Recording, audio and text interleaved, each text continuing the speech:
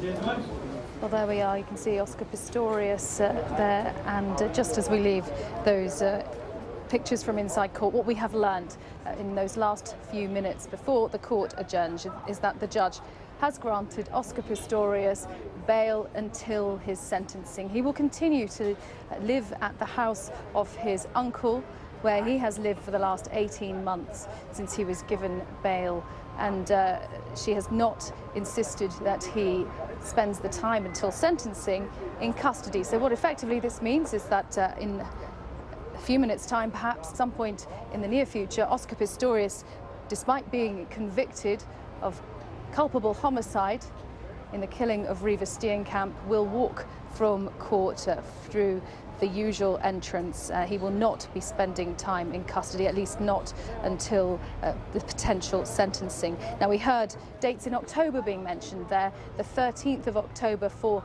the process of sentencing to begin. So we think that that is going to be agreed upon. She asked Defence Counsel to check with Oscar Pistorius' uncle that it will actually be possible for Oscar Pistorius to be there without any further complications, she described it as. So that is the situation. Oscar Pistorius will walk from court this afternoon. A conviction for culpable homicide now to his name, but for the moment at least, free to live at his uncle's house just outside here, the Pretoria city centre, in a very smart suburb of the city.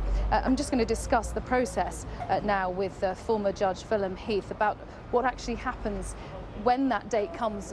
How quick, how much is set aside for the actual arguments? How quickly is it before the defendant, the accused, knows their fate? Well, first of all, he knows the dates.